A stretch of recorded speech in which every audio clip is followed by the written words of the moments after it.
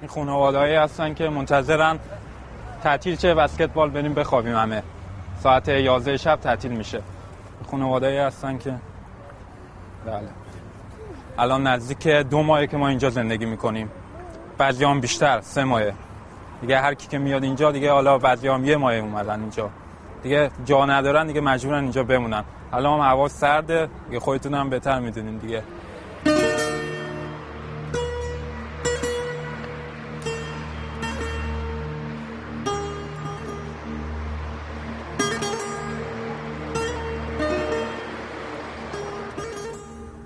تا یه هفته پیش وسایل ما همه اینجا بود در طول روز.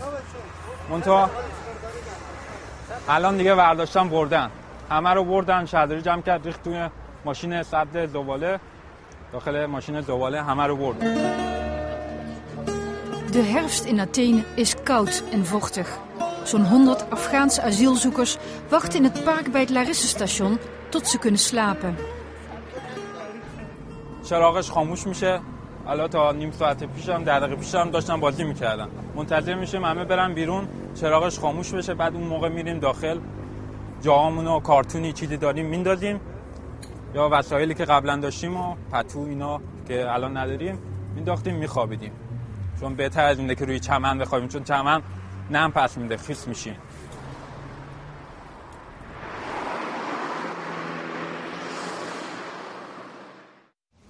Αυτό εδώ το έχουμε γράψει με μπογιά, είναι το Ελλάς.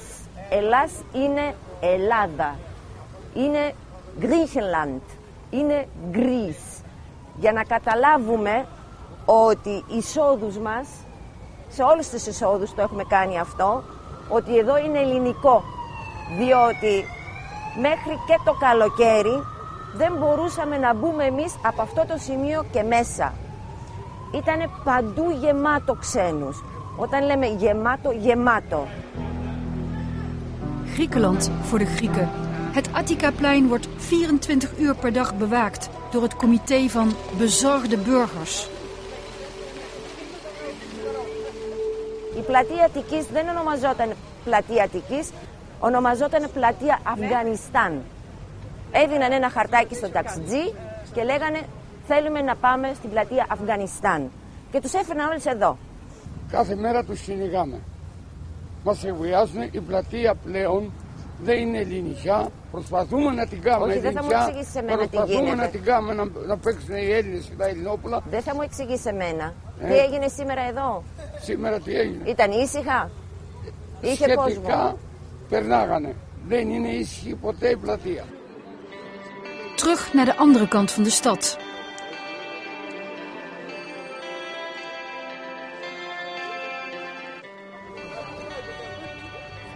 این خانواده‌ای که می‌بینید 2 تا فامیلن، 3 تا فامیلن.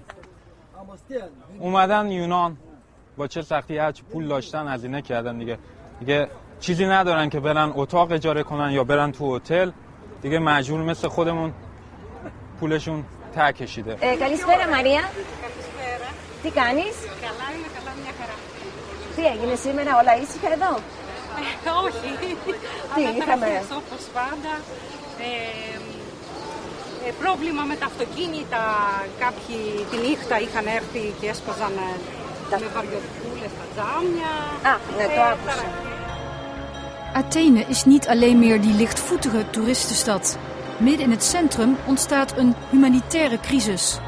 Duizenden migranten hebben van de pleinen hun woonkamer gemaakt.